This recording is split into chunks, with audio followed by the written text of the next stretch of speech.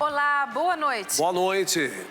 Noite de oração no Vaticano. Fiéis participam de adoração eucarística na Praça São Pedro. 10 anos de Francisco. Reportagem especial mostra o empenho do pontífice em promover a paz no mundo. Nossa equipe também recorda a visita do Papa à comunidade de Varginha, no Rio de Janeiro. Força Nacional atua no Rio Grande do Norte para combater ataques de facção criminosa.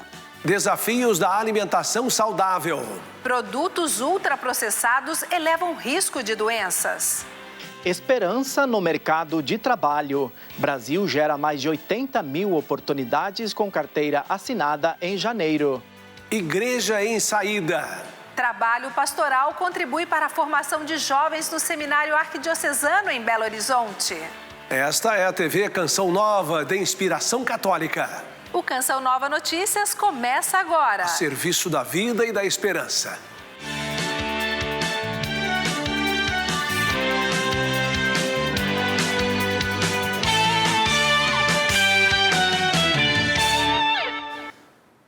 A partir desta semana, fiéis que estiverem na Praça São Pedro, no Vaticano, poderão participar de uma adoração eucarística noturna na terça-feira da segunda semana do mês.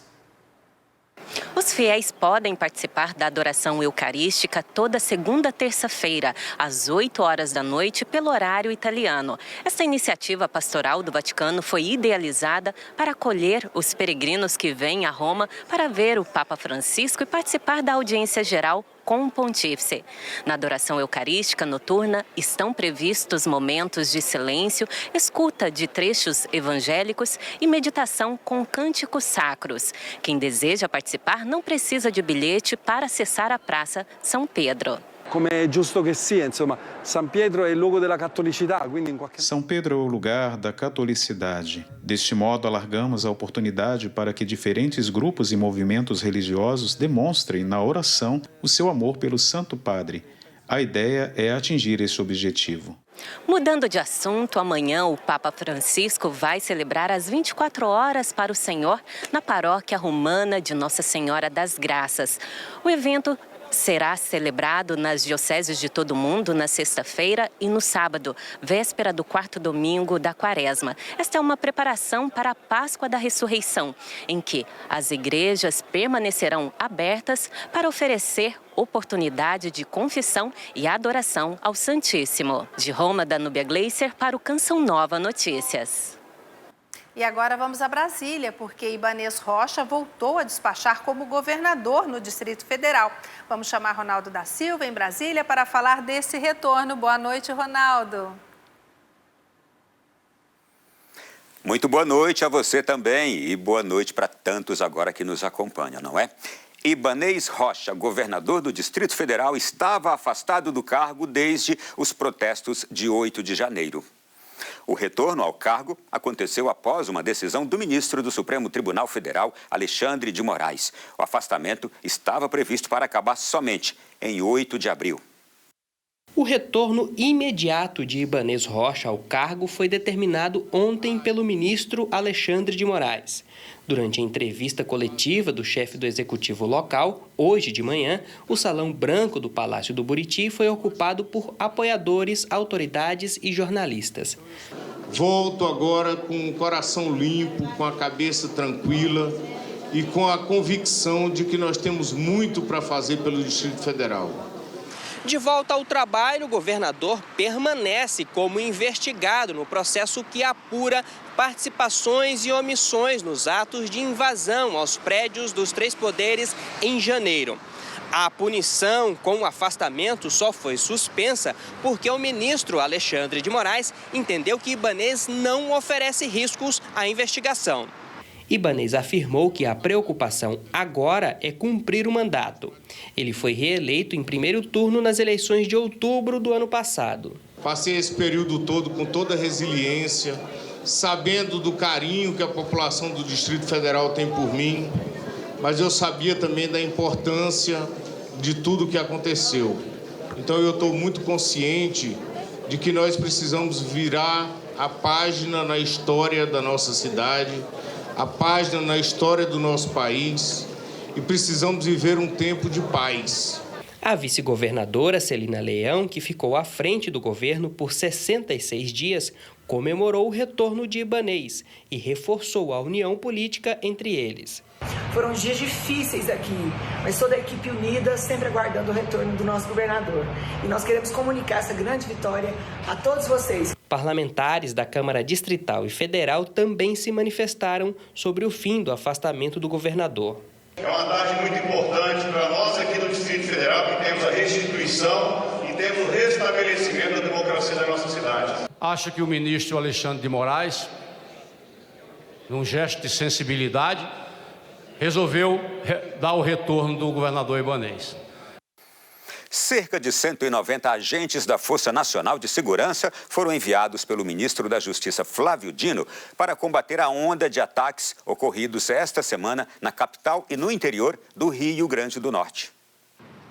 O Rio Grande do Norte tornou-se alvo de ataques organizados por uma facção criminosa, que protesta contra as condições precárias nos presídios e exigem regalias. Até agora, mais de 40 suspeitos de participar dos ataques foram presos em pelo menos 14 municípios do estado.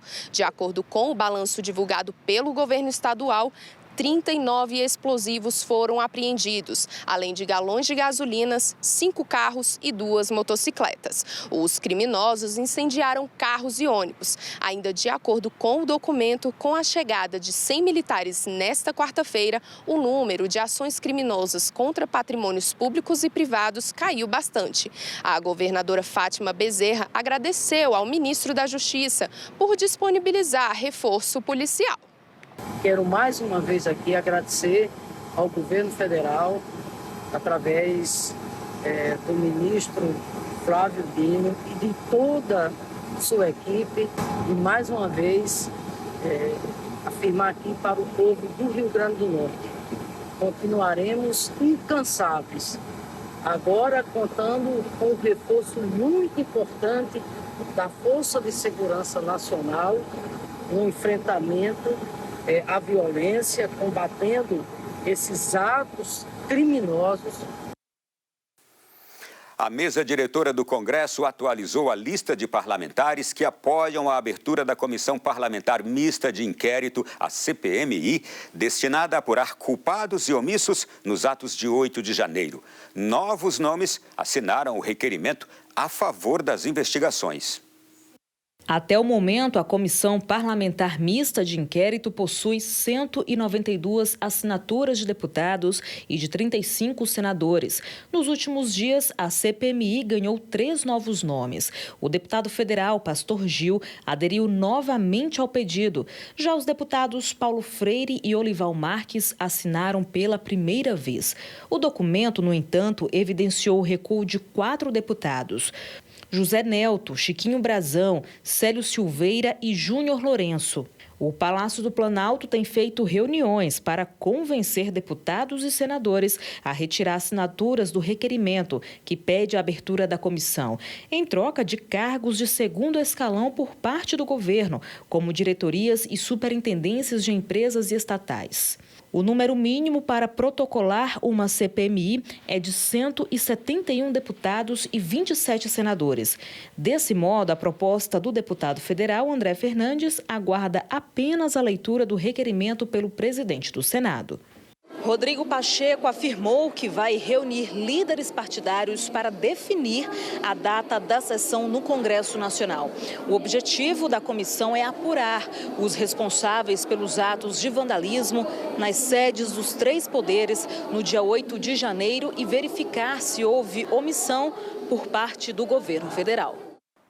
Voltamos com notícia internacional envolvendo o conflito entre Rússia e Ucrânia, que já dura mais de 1 ano.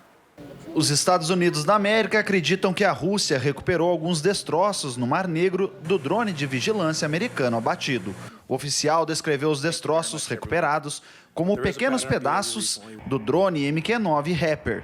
Mas o governo Biden minimizou a importância dos restos da aeronave. O ministro das Relações Exteriores da Ucrânia, Dmytro Kuleba, conversou por telefone com os principais diplomatas da China e dos Estados Unidos. Kuleba disse em um tweet que ele e Antony Blinken, secretário dos Estados Unidos, discutiram a fórmula de paz da Ucrânia e maneiras de acelerar a entrega de munição de artilharia. Estamos trabalhando com os Estados Unidos e outros parceiros para garantir que a Ucrânia tenha toda a munição de que precisamos para operações de defesa e contra-ofensiva, escreveu Kuleba.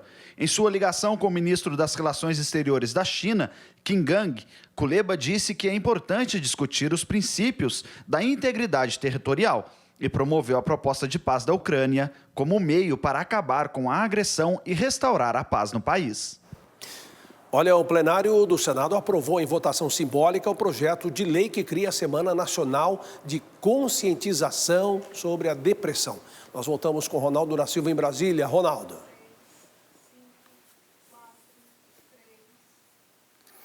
É exatamente isso. O momento deve ser celebrado anualmente na semana do dia 10 de outubro. A proposição foi aprovada na forma do relatório da senadora Zenaide Maia. Agora segue para a sanção presidencial. A senadora se pronunciou sobre a aprovação. A depressão é a doença do século XXI e a gente vem vendo cada vez mais pessoas com depressão. E com essa pandemia da Covid, a gente está vendo cada vez mais. E sabe o que é grave? É que muitas vezes as pessoas, os próprios familiares ou o paciente não quer admitir que está doente aos primeiros sintomas. E muitas dessas pessoas terminam num quadro bem mais grave. Então, chamar a atenção da visibilidade à população da importância de um diagnóstico precoce, de um tratamento para a depressão, é muito importante para a sociedade brasileira como um todo. E na semana de comemorações pelos 10 anos de pontificado do Papa Francisco, você vai conferir no programa Além da Notícia de hoje uma entrevista com Otonei Alcântara, membro do Movimento Comunhão e Libertação no Brasil. Ele fala sobre a paz na ótica do Papa Francisco. Vamos conversar sobre o impulso que o Santo Padre vem dando para a conquista da paz entre as nações em conflito. Eu aguardo você às 10 da noite aqui na TV Canção Nova e no nosso canal no YouTube. Me despeço por aqui, direto de Brasília, e vocês ficam agora com uma reportagem especial sobre os 10 anos do pontificado de Francisco, produzida pela nossa equipe de Portugal. O Papa que está em constante empenho pela paz e que tem um jeito próprio de fazer esse apelo a cada pessoa e aos líderes mundiais e religiosos. Boa noite a todos.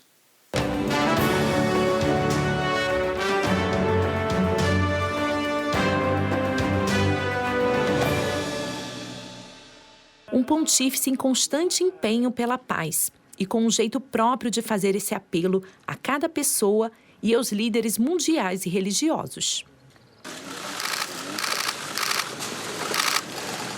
Qual é a novidade do Papa Francisco? Eu acho que é este seu estilo, que é muito pragmático, um homem do terreno, não tem medo das dificuldades que encontra no caminho. Em gesto inédito, Francisco inclinou-se para beijar os pés dos líderes do Sudão do Sul, país que em 2013 mergulhou num conflito civil causado pela rivalidade entre o presidente e o seu então vice-presidente.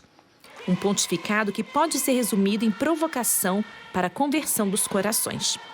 É um grande exemplo para nós, porque muitas vezes nós avaliamos o que é que vale a pena, o que é difícil. Quando eu acho que ele se sente movido pelo chamamento de Jesus, ele vai e não se protege. Orações pelo Papa, pela paz no mundo e conversão dos pecadores. São as 3 invocações recorrentes em Fátima e que são em sintonia com os pedidos do Santo Padre de oração por si e pela fraternidade entre os povos e com o seu anúncio da misericórdia de Deus. Significa que o Papa Francisco conhece essa dimensão de Fátima e sente a paz como algo que lhe está muito a peito, mas que está também no centro da mensagem de Fátima. Por ocasião do centenário das aparições em Fátima e canonização dos santos Francisco e Jacinta Marto, o pontífice presidiu a peregrinação aniversária de maio de 2017. Um momento inesquecível foi quando permaneceu em silêncio, por longos instantes, diante da multidão na Capelinha das Aparições.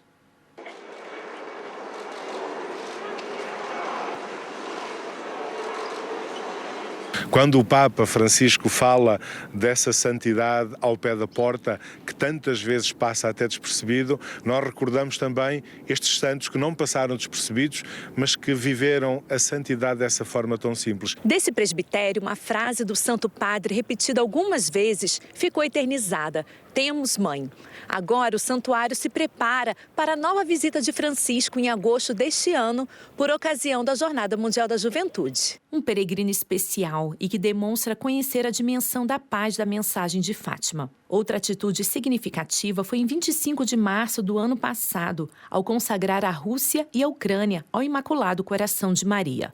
No santuário, o momento de oração foi realizado pelo seu legado pontifício. Ó Maria, Madre de Dio e Madre Nostra. Sempre que o Papa fala de paz, sempre que o Papa nos convida a rezar pela paz, nós sentimos-nos particularmente unidos a ele. É verdade que pertence à própria mensagem e ao espírito deste lugar a comunhão com o Papa, mas sentimos a força dessa união, sobretudo quando se trata de rezar pela paz. Em janeiro, o Brasil gerou mais de 80 mil postos de trabalho com carteira assinada. Os dados são do Cadastro Geral de Empregados e Desempregados do Ministério do Trabalho. Sidney Fernandes tem mais informações direto de São Paulo. Uma boa noite, Sidney. Para ser exato, foram 83.297 empregos formais em janeiro. Boa noite a você e boa noite a todos que nos assistem. O saldo positivo foi verificado em 16 das 27 unidades da federação e nos principais setores da economia. Os dados dos novos postos de trabalho formal do Ministério do Trabalho e Emprego, criados em janeiro, mostram um aumento positivo em relação a dezembro do ano passado, mas também é o menor para o mês de janeiro, desde 2020. Houve um aumento, uma geração de empregos, gerou-se 80 mil empregos, mas a gente está vendo uma desaceleração econômica, ou a preocupação do empresário, a instabilidade econômica, ainda algumas questões não definidas pela política econômica podem ter atrapalhado essa geração de emprego mais forte. Entre as vagas geradas em janeiro, o destaque é para o setor de serviços, com a criação de mais de 40 mil novos empregos. O saldo negativo ficou com o comércio. Existem muitas contratações para a época de final de ano, para atender venda sazonal de Natal, e em janeiro essas pessoas são desligadas. E o serviço vem justamente dessa parte da pandemia, a recuperação da pandemia, onde ele está ganhando força nos últimos meses, né? Segundo especialistas, a tendência dos próximos meses é de que as vagas de trabalho se mantenham estáveis, sem muita alta. Por isso, a preparação na hora da busca por um emprego é fundamental. Pesquisar a respeito da empresa, entender o cargo minimamente, não é entender profundamente, é minimamente, e poder adaptar a sua história e o seu currículo para aquela vaga. Outras dicas, como estar bem atento à empresa com a qual se identifica, conhecer sua filosofia e buscar por vagas na internet, também são indicadas. Você precisa estar muito mais atento, muito mais ligado, muito mais antenado nas divulgações de vagas que são feitos através dos canais das próprias empresas, não através de uma plataforma como os classificados de jornais mais, é pulverizado. Então, o seu acompanhamento é fundamental. E hoje é o Dia Nacional de Conscientização sobre as Mudanças Climáticas. A data, instituída há 12 anos, tem por objetivo incentivar práticas sustentáveis capazes de reduzir o impacto dessas mudanças sobre o planeta. Foi pensando nisso que o Ministério das Comunicações firmou um acordo com uma empresa gestora de resíduos eletrônicos para a destinação de computadores, reduzindo riscos ambientais.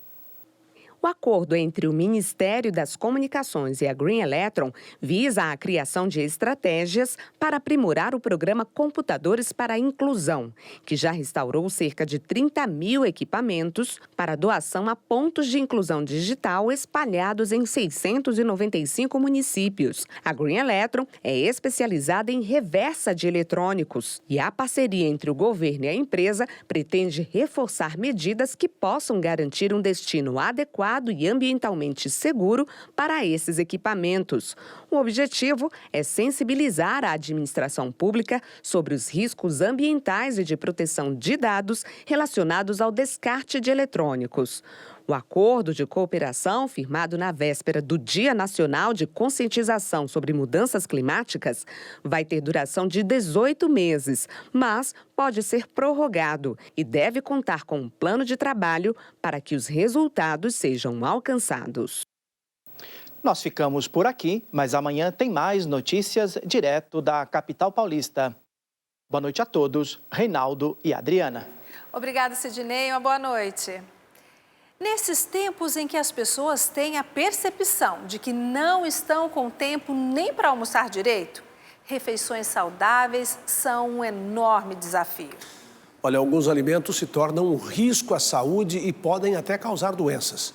Confira na reportagem de Alan Toledo e Messias Junqueira. O carrinho da Dona Maria tá muito bonito. Eu gosto da fruta, do legumes, tudo fresquinho. Mas será que o brasileiro tem consumido menos produtos ultraprocessados? Que a gente não tem como escapar, daí tem que ser o processado, né? A gente consome em pequena quantidade, que a gente dá preferência para as coisas mais saudáveis. Os alimentos ultraprocessados são aqueles que passaram por diversas etapas industriais, tornando-os desequilibrados nutricionalmente. Por isso, o seu consumo pode elevar os riscos de doenças como as do coração, diabetes e obesidade. Os riscos imediatos são, por exemplo, dores de cabeça, indisposição, depressão, ansiedade. Então, são coisas que a gente às vezes não associa com esse tipo de consumo, né, desses produtos.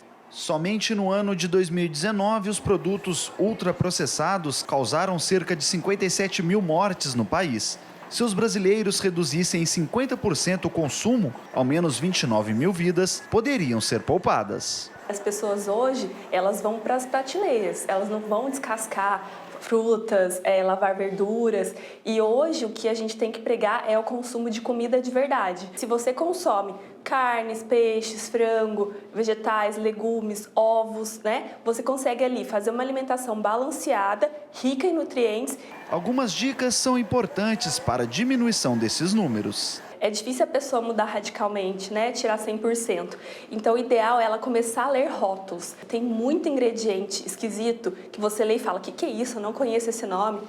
Tem muito ingrediente, já é um alimento ultraprocessado. Comece a colocar um dia na semana para fazer o preparo de marmitas, de lanches. Aí você já se planeja, já também economiza. E se a prioridade é cuidar, a Dona Maria já tem seus motivos. Pelo bem da minha saúde, dos meus filhos e dos meus netos que eu tenho que... Áreas do centro-sul do país terão uma sexta-feira de sol entre nuvens. Informações com Yara Naires. Boa noite para você, Yara. Olá, Reinaldo, Adriana. Boa noite para vocês e a todos que nos assistem. Mais sol, tempo abafado e menos chuva, viu, Reinaldo? Chuva isolada em vários pontos no sul, sudeste e centro-oeste, com risco de temporais apenas no Mato Grosso e sul do Mato Grosso do Sul. O sol aparece, deixa o dia abafado e as pancadas de chuva passageiras e isoladas amenizam um pouco o calor. Aqui no sudeste, a capital paulista amanhece com 18 graus. E Rio de Janeiro deve ser a capital mais quente, com máxima de 31 graus. No norte, a chuva forte e em grande quantidade se concentra no Pará, Tocantins, Acre e Rondônia. As máximas variam entre os 30 e 33 graus nas capitais. Para finalizar, no nordeste, o risco de transtorno segue no Maranhão, Piauí, interior do Ceará, Pernambuco e também do Rio Grande do Norte. São Luís, Teresina e Fortaleza serão as capitais mais frescas, com mínima de 23 graus. Bom, essas são as informações de hoje. Volto com vocês aqui no estúdio. Reinaldo, Adriana. O pontificado do Papa Francisco ressalta uma igreja em saída, que vai ao encontro dos mais necessitados. Esse trabalho pastoral é um dos pontos mais importantes na formação proposta pelo Seminário Arquidiocesano Coração Eucarístico de Jesus, que completou 100 anos. Além dos estudos nos seminários, candidatos ao sacerdócio atuam nas paróquias e comunidades, oferecendo apoio e solidariedade aos fiéis. Na caminhada do seminário, nós temos, sobretudo, a dimensão pastoral, onde o seminarista ele vai se configurando a Jesus bom pastor, aquele que cuida, aquele que se coloca junto às pessoas. Experiências que marcam a caminhada do seminarista Igor, que está no 6º ano de formação. Nós somos formados para estar junto com o povo, né? E desde já, como seminaristas, a gente começa a formar o nosso coração de pastores. É o carisma de nós padres diocesanos, né? Aos finais de semana, os seminaristas são enviados para servir nas paróquias de Belo Horizonte. Durante as férias, realizam missões em áreas rurais e até fora do estado. O Convívio Emaús, sede do seminário, também promove ações solidárias com a comunidade. Este ano de 2022 que passou, o Natal acolheu aqui no Convívio Emaús 120 crianças com as suas famílias, fazendo um momento de espiritualidade, de brincadeiras, de lanche e de entrega de presentes. A Casa de Formação também faz parte do Conselho Missionário de Seminaristas. Uma vez por semana, distribuem alimentação para quem necessita. Em seus discursos, o Papa Francisco destaca a importância da missionaridade do cristão. Aqui, os seminaristas levam mais que alimentos aos irmãos em situação de rua. A missão também consiste em escutar, acolher e principalmente partilhar a palavra de Deus. Isso fica e marca a nossa vida vocacional, marca e revigora também para que a gente possa continuar dando passos na nossa caminhada. A formação precisa desenvolver perspectivas muito importantes e determinantes do ponto de vista da sensibilidade social e humana. Por isso esse caminho é feito incluindo momentos como de missão, e outros momentos importantes, especialmente no Convívio Emaús. Ao trazermos um pouco de alimento, um pouco de carinho, nós recebemos muito mais do que nós podemos dar, porque a presença de Deus, ela é real. E amanhã nossa equipe vai mostrar a convivência e a troca de experiências dos seminaristas em processo de formação e dos padres da maturidade, que residem no Convivium Emaús, a sede do seminário.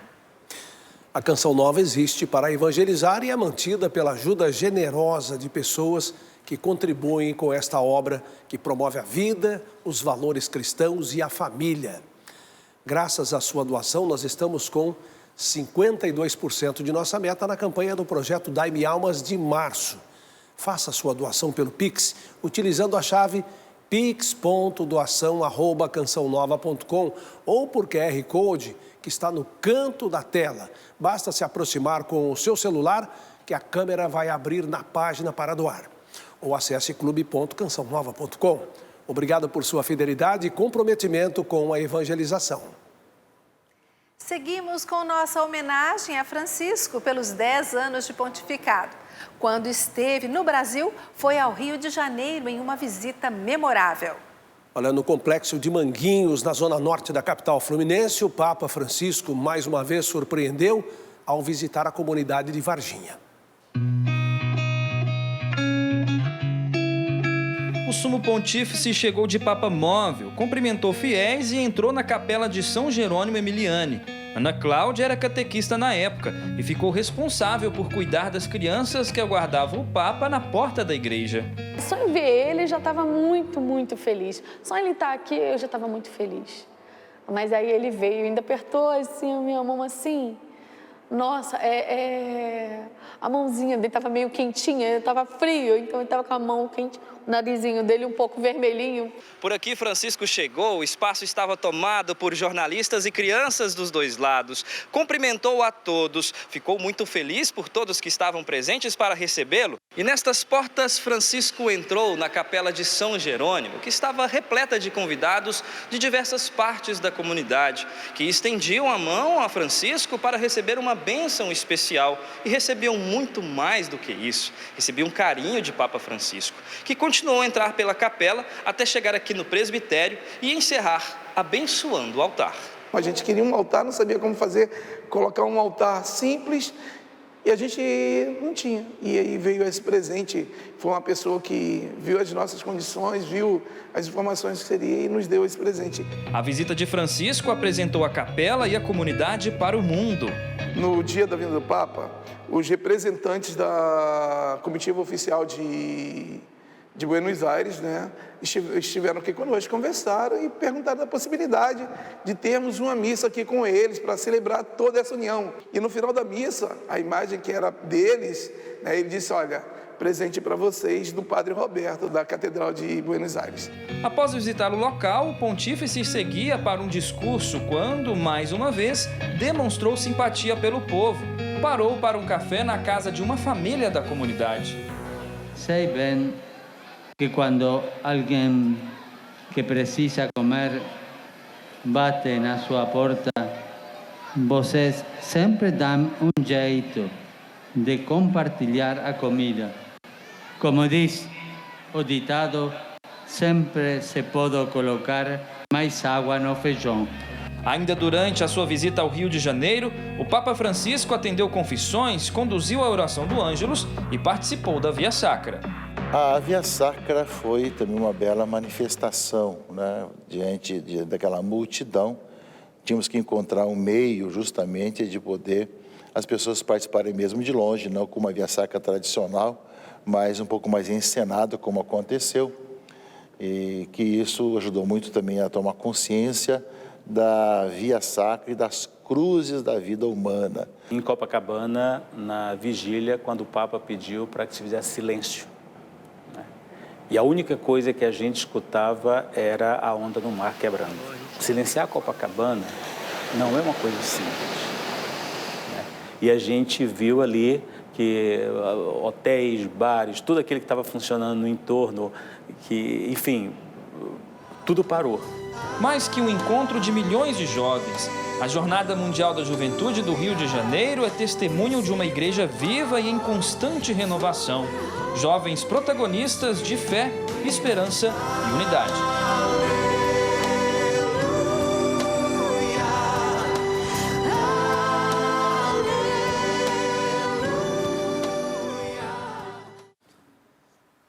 Belíssima reportagem. Este é um grande registro da passagem do Papa pelo Brasil, né, no Rio de Janeiro, né? E momentos emocionantes. Uma igreja realmente viva. E assim a gente encerra a edição de hoje do Canção Nova Notícias. Reveja lá as nossas reportagens no portal noticias.cançãonova.com. E assista a seguir a transmissão da Santa Missa, direto de Brasília. Às 9h tem Escola da Fé com o professor Felipe Aquino e às 10, Além da Notícia com Ronaldo da Silva. Nós nos vemos amanhã. Uma ótima noite para você. Boa noite. Paz para você.